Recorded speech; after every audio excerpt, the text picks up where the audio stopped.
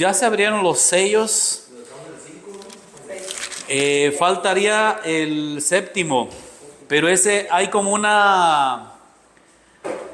paréntesis, el capítulo 7 de Apocalipsis, como que dice, abre el sello sexto al final del capítulo 6, y luego en el 7 viene una parte muy conocida, digo por la referencia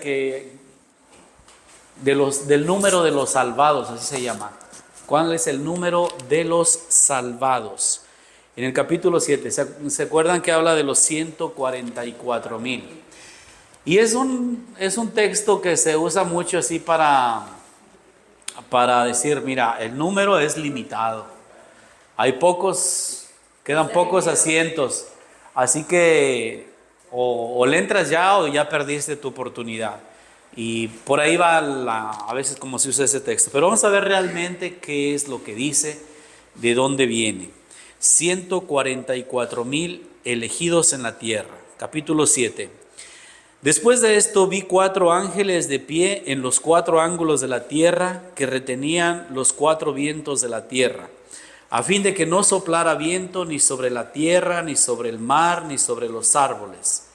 Después vi otro ángel que subía de donde sale el sol, llevando el sello del Dios viviente, y gritó con fuerte voz a los 4 ángeles, a quienes se les había dado poder para dañar la tierra y el mar: no causen daño ni a la tierra, ni al mar, ni a los árboles, hasta que marquemos con el sello la frente de los siervos de nuestro Dios. Y oí el número de los que habían sido marcados con el sello: 144,000 marcados, de todas las tribus de los hijos de Israel. De la tribu de Judá, 12,000 marcados. Vayan contándolas. De la tribu de Rubén, 12,000. Tribu de Gad, 12,000. De la tribu de Aser, 12,000. De la tribu de Neftalí, 12,000. De la tribu de Manasés, 12,000. De la tribu de Simeón, 12,000. De la tribu de Leví, 12,000. De la tribu de Isaacar, 12,000. De la tribu de Zabulón, 12,000. De la tribu de José, 12,000. De la tribu de Benjamín, 12,000 marcados. ¿Cuántos son? ¿12 tribus? Hay una que falta, que es la tribu de Dan. La tribu de Dan. Pero algunos dicen, bueno, a lo mejor está incluida con el de José, con no sé qué. Pero bueno, el número es el 12. El 144,000 sale de 12 por 12,000. En la introducción al Apocalipsis yo les había dicho de que se fijaran en los números. Que cuando habla de 12, por ejemplo, hay 12 ancianos, 12 apóstoles alrededor del trono. Entonces son 24. Los 12, por supuesto, representa al pueblo de Dios, al pueblo de Israel, a las 12 tribus de las cuales nace el pueblo de Israel, precisamente los hijos de Jacob. Jesús también quiso 12 discípulos, 12 apóstoles. Entonces es un número representativo que representa, pues decir, a los elegidos, al pueblo de Dios, el número 12. El 44,000. Cuando se habla de miles, es una forma de hablar de un número que realmente no puedes ni siquiera contar. Y ahorita lo vamos a decir, porque hay una pregunta: ¿quiénes son y de dónde vienen esos que están ahí? Todos esos salvados, los sellados. El 1000 es como en nuestro lenguaje popular, cuando le dices a alguien, ya te dije 1000 veces que no. ¿No? Ya te dije 1000 veces que no. Bueno, ¿contaste las 1000 veces que le dijiste que no? No, pero le estás diciendo que muchas veces. Había como unos 1000, es como para decir miles, así para un número exagerado, es como para decir una gran cantidad. A eso se refiere el 1000. No es un número exacto, no es un número cerrado, sino contradeciría lo que viene enseguida, porque dice, después, en el versículo 9, después de todo esto, vi una gran muchedumbre que nadie podía contar, de todas las naciones, tribus, pueblos y lenguas. ese versículo, el versículo 9, si alguien quiere poner límite al número de los salvados, 144,000, dices, bueno, ¿y por qué acá dice que había una muchedumbre que nadie podía contar? Ojo también, los 144,000, aquí está hablando del pueblo judío, 144,000 judíos, los descendientes de esas tribus. Hay quien, por supuesto, ha querido decir, bueno, es que nosotros también descendemos de esas tribus porque empiezan a ser como, pues, no sé, tratar de encontrar a tus antepasados algún suceso, descendiente de aquel tiempo, ¿no? Pero es muy difícil.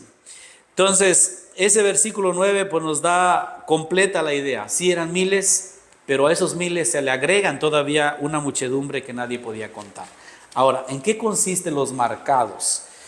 ¿Se acuerdan en el libro del Éxodo, cuando venía en las plagas? La última plaga fue el exterminio de los primogénitos de Egipto. El ángel iba a pasar, dice, se iban a morir todos los primogénitos. Y entonces dice, para que no pase con ustedes al pueblo de Israel, necesito que, sacrificar un cordero que después iban a comer, esa es la Pascua, y marquen las puertas, el dintel de la puerta de sus casas. Y el ángel va a pasar y ahí no sucederá ningún mal. Esa marca hoy la seguimos usando, por ejemplo, en el bautismo, en la crismación, los sellados con los ungidos de Dios, pues están en el bautismo y se hacía con sacerdotes, profetas y reyes, esa unción. No se ve, por supuesto, el sello, pero es una marca que nos queda, que somos propiedad, que somos hijos de Dios. Entonces hemos sido marcados con el sello del Cordero. Eso es lo que está diciendo por el bautismo. Hay otro sello que se usaba. Los soldados romanos, los pertenecientes a las legiones romanas, les ponían un tatuaje, que eran legionarios, que eran miembros del ejército.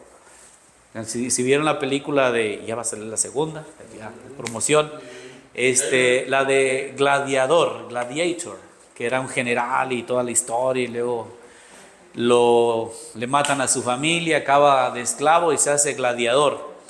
Y ahí cuando dicen, tú eras legionario, porque le encuentran el sello. Entonces, eso también tiene la marca, la referencia. A los que pertenecen, ellos eran como propiedad del César. El cristiano no es propiedad de nadie más que de Dios. Entonces, esa marca, dice, los va a marcar un ángel. Aquí hay otra cuestión también que se ha interpretado, curioso. 4 ángeles en las 4 esquinas de la tierra. Y tú dices, bueno, pues la tierra no es cuadrada. Y de aquí también han sacado algunos esas teorías de que la tierra es plana. Pero eso se sabe desde siglos que no es así. En realidad se refiere a los 4, hablar de 4 abarca como la totalidad. Puede ser norte, sur, este y oeste, las direcciones. Habla de 4 ángulos, pero no está refiriéndose a una. Ajá. Ahora, ¿qué indica esto? Que el que tiene el poder y la autoridad y el dominio sobre las desgracias que puedan pasar es Dios. Que sucedan o que no sucedan. Él sabe cuándo y a qué horas han de suceder. Sí suceden, y lo está diciendo. Recordemos, este libro, ¿para quién fue escrito? Para cristianos que estaban pasando por un periodo de crisis, de miedo, de persecución, de desaliento en la fe. Y entonces dice, sí están las cosas mal. Tampoco Juan les está diciendo, no pasa nada, estás tranquilo. No, está diciendo, sí hay desgracia, sí hay muerte, sí hay hambre, sí hay guerra. Pero Dios es el único capaz de contener esos males que pueden venir. Ahora está diciendo, va a haber tiempo para que tanto los ángeles puedan marcar a estos elegidos, que aunque pase lo que pase, no se perderán. Esa es la disposición. Entonces, El número 144,000 no es un número cerrado, es un número grande, abierto, para muchos, los que quieran. ¿Quiénes van a ser sellados? ¿Quiénes son los que crean en Él? Y aquí viene esa respuesta, porque le hacen esa pregunta a Juan. En el versículo 9 ya les dije que eran, fíjense también, esto es interesante, una muchedumbre que nadie podía contar. Todas las naciones, tribus, pueblos y lenguas. No se excluye a nadie de esta posibilidad, si quieren así, de la salvación. Estaban de pie delante del trono y delante del Cordero, vestidos de blanco y con palmas en las manos. Vamos a seguir para ver la otra parte, la que quiero. Y gritaban con fuerte voz: la salvación es de nuestro Dios que está sentado en el trono y del Cordero. Y todos los ángeles que estaban de pie alrededor del trono y de los ancianos y de los 4 seres vivientes cayeron rostro en tierra delante del trono y adoraron a Dios diciendo: amén. Hoy les puse qué significa el amén, aquí está. La alabanza, la gloria, la sabiduría, la acción de gracias, el honor, el poder, la fuerza son de nuestro Dios por los siglos de los siglos. Amén. Otra vez está la palabra amén. Uno de los ancianos tomó la palabra y me dijo: estos que están vestidos de blanco, ¿quiénes son y de dónde vienen? La pregunta que cualquiera nos haríamos, ¿va? Le respondí: Señor mío, tú lo sabrás. Y me respondió: estos son los que vienen de la gran tribulación. La gran tribulación es la persecución. Los que habían muerto en crucificados, sacrificados, de muchas formas. Vienen de la gran tribulación. Han lavado y blanqueado sus vestiduras en la sangre del Cordero. Dice, de entrada, eso, Gaby, de entrada eso sería una contradicción, porque ¿cómo vas a blanquear la ropa con la sangre? Más bien queda roja, ¿no? Más bien se mancha. Pero lo que significa la sangre de Jesús, que nos purifica de nuestros pecados. Así como en el antiguo rito judío se sacrificaba un cordero y decía: pues yo merezco morir por los pecados que he cometido. Pero en lugar de morir yo, va a dar la vida a este corderito. Entonces se sacrificaba el animal, se derramaba la sangre y con eso era como hacer la alianza, el pacto de sangre, la alianza de sangre con Dios. Para nosotros ya no necesitamos un sacrificio de corderos o de toros o de lo que sea. Porque el único sacrificio es el de Cristo. El que ha derramado, dice, el que ha pagado con su sangre para siempre por los pecados, por tus pecados ha sido Él. O sea, ya pagó por adelantado, en pocas palabras. Entonces, ellos blanquearon su túnica en la sangre del Cordero porque han creído en Él. Porque han creído en el Cordero. Y aquí le está diciendo, ustedes piensan que ellos murieron, que fue una gran desgracia y que se perdieron. Pero para Dios, en la visión que tiene Juan, ellos están en la presencia de Dios. La palma, esta que dice que tiene en las manos, es el símbolo de la victoria. ¿Se acuerdan como cuando Jesús lo recibieron entrando a Jerusalén el domingo de Ramos? Es para aclamar y decir: Hosana al hijo de David. Entonces ellos están aclamando y lo están diciendo: la salvación es de nuestro Dios que está sentado en el trono y del Cordero. Muchos habían muerto en ese tiempo por no arrodillarse ante la estatua del César, del emperador. Ponían una estatua y decía: aquí está su Dios, y a él rendirán culto. Y el culto era desde pasar y pues arrodillarse literal, o quemar incienso, así como pues, la resina esta le pones y era como hacer una ofrenda. Y los cristianos se negaban a hacer eso, también los judíos. Decían: nosotros no podemos hacer eso porque adorarás al Señor tu Dios sobre todas las cosas. Y es, no te vas a arrodillar, entonces pues cárcel o muerte o lo que fuera. Y muchos habían muerto a causa de eso, de no arrodillarse ante la estatua del emperador. Y viene esta reafirmación donde dice que todos aclamaban diciendo: la alabanza, la gloria, la sabiduría, la acción de gracias, el honor y el poder son de solo Dios, de nuestro Dios. Entonces, les repito, está con esta visión, es una visión de, uno podría decir de derrota porque están muertos, han sido sacrificados. ¿Quiénes son esos? Toda esa gente que viene ahí, toda esa multitud, los que han vencido, los que han triunfado, que aunque han muerto, han lavado su ropa, su vida, su alma en la sangre del Cordero. Entonces, el destino del cristiano, en pocas palabras, como está diciendo Juan, en medio de todas esas desgracias, es victoria, es salvación, es alabanza a Dios. Entonces, es fiesta. Por un lado, sí describe que hay muchas tragedias en los jinetes del Apocalipsis, los caballos que recorren el mundo llevando hambres, guerras, violencia, pero por otro está describiendo en otra realidad, en otra dimensión, a donde vamos a llegar. Dice, el que se mantenga firme conservará la vida, en pocas palabras. Termino este capítulo para dejar el sello para la última vez. Estamos en el 7. Termina con esta visión. Bueno, aquí estamos. Dice en el versículo 13, 7:13. Uno de los ancianos tomó la palabra y me dijo: estos que están vestidos de blanco, ¿quiénes son? ¿De dónde vienen? Le respondí: Señor mío, tú lo sabrás. Y me respondió: estos son los que vienen de la gran tribulación, han lavado, blanqueado sus vestiduras en la sangre del Cordero. ¿Quién es el Cordero? Jesús. El Cordero degollado que está de pie, que tiene la marca de la muerte, pero está vivo, es Jesús. Por eso están delante del trono de Dios, dándole culto día y noche en su templo. El que está sentado en el trono extenderá su tienda sobre ellos. Es decir, hará como casa, como protección, como aquí habitamos todos.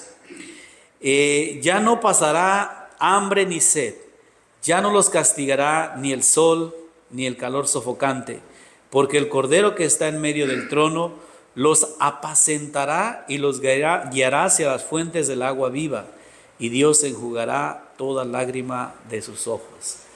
Qué hermosas palabras, ¿no? Si piensas, ¿dónde está mi ser querido que acaba de fallecer?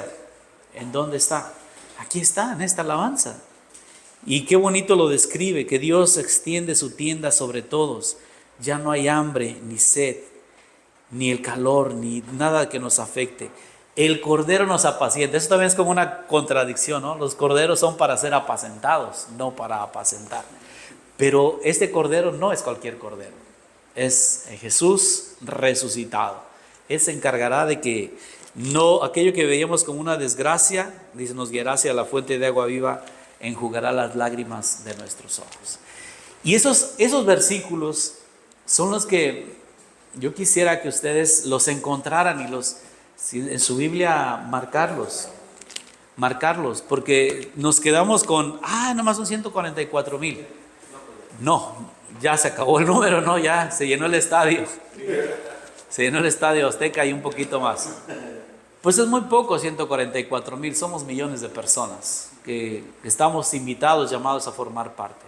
Pero cuando uno dice, bueno, ¿y qué pasa con los que mueren? Esto pasa, lo que está diciendo Juan.